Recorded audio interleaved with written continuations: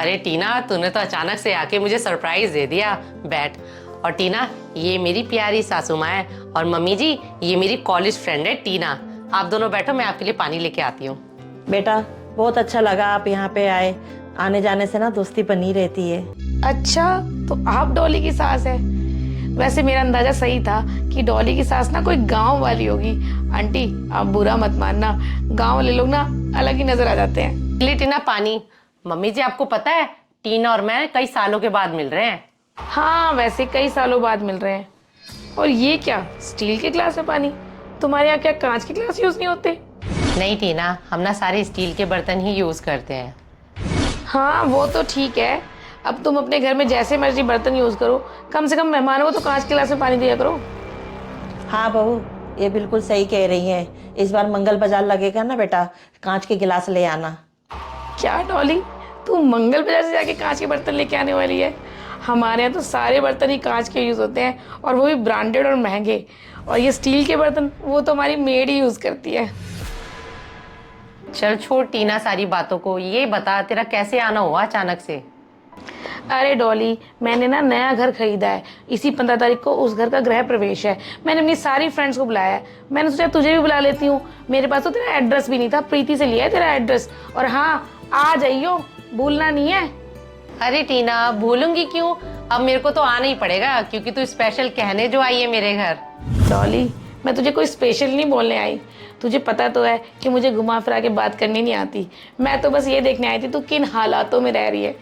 Aunty जी, आपको पता है ये कॉलेज में ना बिल्कुल सिंपल बन के आती थी और लगती भी पूरी गरीब ही थी। डॉली, तुझे याद है हम सारे फ्रेंड्स मिलकर तुझे बहन जी करके चिढ़ाते थे।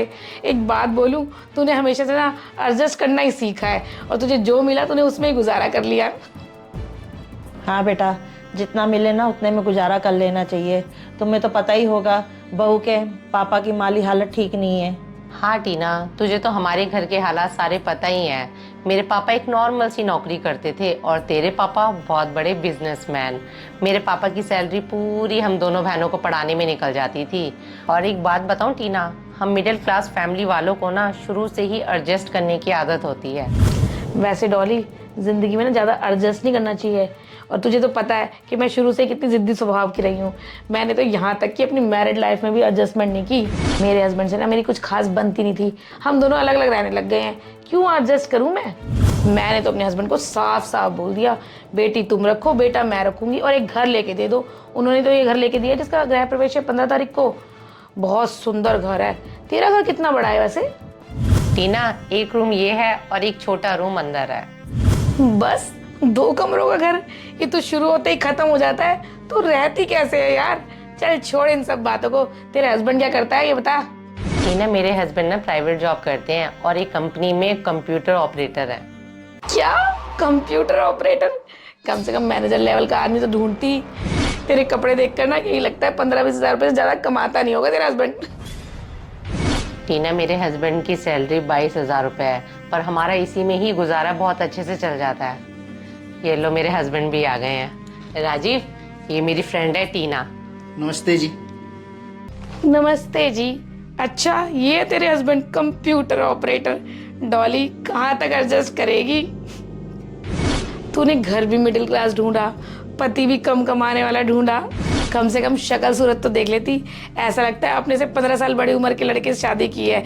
इससे अच्छा तो तू शादी ही ना करती। बस टीना, अब बहुत हो चुका है। मैं चुप हूँ, इसका मतलब ये नहीं है कि तू कुछ भी बोलती जाएगी। इतनी देर से मेरे ही घर में आकर मेरी सास के सामने मेरी बेइज्जती करे जा रही थी, मैं चुप थी। लेकिन तेरी हिम्मत कैसे हो गई? तू मेरे ही सामने मेरे हस्बैंड की इंसल्ट करे जा रही है। मुझ तक तो ठीक था टीना, पर मैं अपने हस्बैंड की बेइज्जती बिल्कुल भी बर्दाश्त नहीं करूंगी। डॉली, चाहे जो मर्जी हो, लेकिन घर आए मेहमान से ऐसे बात नहीं करनी चाहिए। टीना जी, इनकी तरफ से मैं आपसे माफी मांगता हूँ।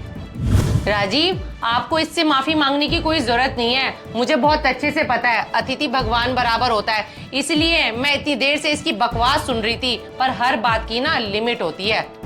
बेटा बहू सही कह रही है। ये बहुत देर से हमारी बेइज्जती किए जा रही है। माना कि इनकी तरह हम अमीर नहीं है, लेकिन बेटा हमारा भी तो कोई मान सम्मान है।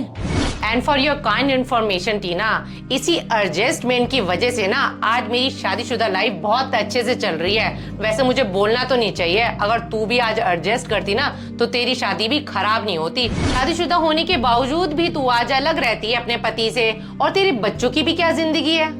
बेटी तेरे हस्बैंड के पास, बेटा तेरे पास। वैसे टीना, ऐसे घर का तू करेगी क्या जिसमें तू अकेली ही रह गई है। हाँ बेटा, घर उसी को कहते हैं जिस घर में पूरा परिवार एक साथ हो। हाँ मम्मी, मैं भी इसी बात को मानता हूँ कि घर वही होता है जहाँ पूरा परिवार हंसी खुशी एक साथ रहता है, नहीं तो वो घर नहीं मकान होता है। हाँ राजीव, आपने बिल्कुल सही कहा। और टीना, तू क्या कह रही थी कि मेरे हस्बैंड कम कमाते हैं? हाँ, मेरे हस्बैंड कम जरूर कमाते हैं, पर हमारा पूरे परिवार का ध्यान बहुत अच्छे से रखते हैं। हमारे लिए इतना ही काफी है। अगर टीना आज तूने भी एडजस्ट किया होता ना तो तेरा परिवार भी इस तरीके से बिखरा नहीं होता। अब तू जा सकती है।